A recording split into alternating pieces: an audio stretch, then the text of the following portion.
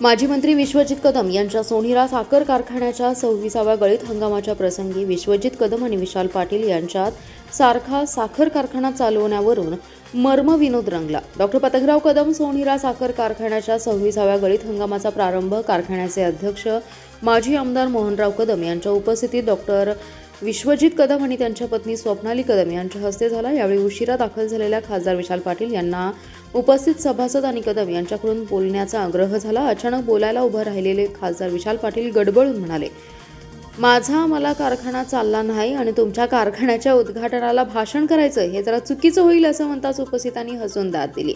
विशाल पाटील यांचा धागा पकडत आमदार विश्वजित कदम यांनी त्यावर भाष्य केलं। दुसऱ्याकडून कारखाना कसा चांगला चालवायचा हे जर कुणाला शिकायचं असेल तर विशाल पाटलांकडून शिकून घ्यावं असं म्हणताच उपस्थितांनी खळखळून दाद दिली। शेतकरी आणि सभासद यांच्या सहकार्याने जर का आपल्या कारखान्याने 13 लाख मेट्रिक टन ऊस गाळप झाला तर कारखान्याच्या वतीने 3300 पेक्षा जास्त ऊस दर देण्यात येईल। यावेळी आमदार डॉक्टर विश्वजित कदम यांनी जाहीर केले, यावर्षी सोनीरा कारखान्याची उच्चांकी दराची परंपरा कायम राहिली, परंतु उच्चांकी दराची जबाबदारी जशी कारखान्याची आहे तशी उच्चांकी गाळपासाठी ऊस पुरवण्याची जबाबदारी शेतकरी आणि सभासदांची आहे। कारण उच्चांकी गाळप झाले तरच उच्चांकी दर देता येतो हे त्यांचं गणित आहे। हा कारखाना आपल्या तालुक्याचं नाक असून कारखान्यास आजवर मिळालेले पुरस्कार हे फक्त कारखान्याचे नसून प्रत्येक सभासद, शेतकरी आणि कामगारांचं असल्याचं त्यांनी यावेळी बोलताना सांगितलं। शेतकरी बंधू मित्र, आता मी बोलणार नव्हतो पण तुमचा खूप आग्रह झाला म्हणून बोललो। तर आपा अडचण अशी आहे बापू, मला कारखाना चालला नाही, तुमच्या कारखान्याची उद्घाटन भाषण करायचं हे जरा चुकीचं होईल। पण मी खरं म्हणजे तुम्हाला काही सांगायसाठी आलो नाही दादा, मी ऐकायसाठी आलोय दादा, बरोबर आहे ना? त्यामुळे तुम्ही मला बोलायला लावू नये।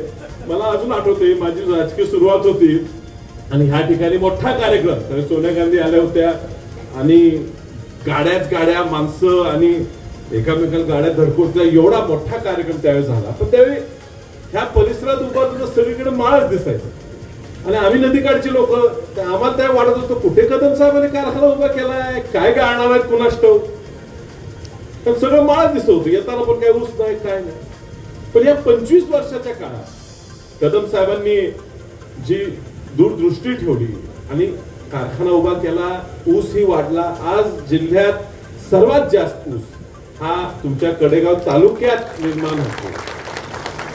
हे व्हायचं कारण तुम्हाला मिळालेलं पाणी, त्यासाठी केलेले परिश्रम आणि ते पुढे नेत आज बाळासाहेबांनी ह्या परिसराचा जो विकास केलेला आहे आणि हा कारखाना उभा राहिला आणि जो वाढत गेलेला आहे। आज जिल्ह्यात 1 नंबरचा कारखाना म्हणून आहे, 1 नंबरचा दर देणारा कारखाना आहे। आज वसंतदादा शुगर इन्स्टिट्यूटच्या मार्फत आम्ही बक्षीस देतो सगळ्यात सुरू चांगला कारखाना म्हणून। काही वर्षापूर्वी आम्ही तुम्हाला दिलं तर बाळासाहेब त्यात अडचण अशी असते की त्यात आम्ही एक अट घातलेली आहे।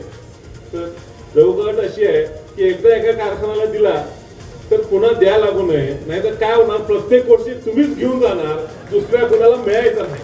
आणि म्हणून ती अट घातली, नाही तर दरवर्षी आम्ही ते पॉईंट सिस्टम काढली तर 1 नंबरचा कारखाना पण तुमचाच कारखाना प्रत्येक पुढे येतो। नशिबाने ते हाय मग दुसऱ्या कोणाला तरी त्या स्टेजवर जाता येते। पण अजूनही जर कागदावर बघितलं, आकडेवारीप्रमाणे बघितलं, जरी बक्षीस मिळत नसलं तरी 1 नंबरचा आज महाराष्ट्रात हा कारखाना, सोनीरा कारखाना, कदम साहेब नावाने कारखाना चालतो। आणि त्यामुळे तुम्हाला सगळ्यांना या ठिकाणी ह्या येणाऱ्या गळीत हंगामाला शुभेच्छा देतो। ह्या वर्षी 15 लाख क्रशिंग करावं ही सुद्धा मी ईश्वरचरणी प्रार्थना करतो। धन्यवाद। तर विशालरावांचं भाषण म्हणजे काही ना काही त्यात असतंच आणि सुरुवातच तुम्ही केली की मला कशाला बोलायला लावताय की माझंच कारखाना मी कसा तरी चालवतोय। आणि पुढे त्यांनी आपल्या डॉक्टर पतंगराव कदम सोनीरा सहकारी कारखान्याचं कौतुकही केलं, कारण वसंतदादा शुगर इन्स्टिट्यूटमध्ये ते ट्रस्टी आहेत, मी तिथं मॅनेजमेंट काउन्सिलवर आहे। आणि दरवर्षी जेव्हा वसंतदादा शुगर इन्स्टिट्यूटची जनरल बॉडी होते त्यावेळेस महाराष्ट्रात जे उत्तम कारखाने शेतकऱ्यांसाठी, सभासदांसाठी काम करतात त्या अशा अनेक कारखान्यांचं सत्कार, कौतुक जाहीररित्या तिथे वसंतदादा शुगर इन्स्टिट्यूटचे अध्यक्ष सन्मान्य पवार साहेबांच्या त्या ठिकाणी त्यांच्या शुभ हस्ते होत असतो। आणि खरंच आहे की डॉक्टर पतंगराव कदम सोनीरा सहकारी साखर कारखान्याला मागच्या 25 वर्षात एवढे चांगले पुरस्कार वेगवेगळ्या कॅटेगरीमध्ये मिळालेले आहेत। की त्याचा अभिमान संचालकांनाच नव्हे तर कारखान्याच्या अधिकाऱ्यांना, कामगारांना आणि सभासदांनाही मनापासून. म्हणून निश्चितपणे एखाद्या सहकारी तत्वावर चालणारा एक आदर्श पारदर्शक कारखाना म्हणून तुम्ही काही शिकायचं असेल तर महाराष्ट्रातले, देशातले लोक हे डॉक्टर पतंगराव कदम सोनीरा सहकारी साखर कारखान्याकडे येतात. हे सुदैवाने आमचे चांगले गुण आहेत असं मी प्रामाणिकपणे म्हणेन. पण विशालराव, तुमची खासियत आहे, ती खासियत अशी आहे की दुसऱ्याकडून कारखाना कसा चांगला चालवायचा हे कुणाला शिकायचं असेल तर त्यांनी विशाल पाटलांकडनं शिकून घ्यावं, असं म्हणलं तर चुकीचं ठरणार नाही. आणि ह्याला सुद्धा कलागुण लागतात.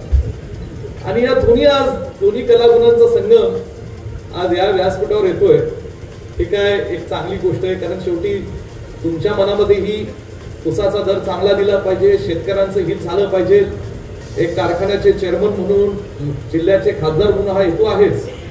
पण आम्ही प्रत्यक्षपणे या कारखान्याचं दैनंदिन कामकाज करत असताना जी शिकवण आदरणीय पतंगरावजी कदम साहेबांनी या कारखान्याच्या स्थापनेपासून आम्हा सगळ्या संचालकांना, अधिकाऱ्यांना दिली, जो आदर्श आदरणीय मोहनराव कदम दादांनी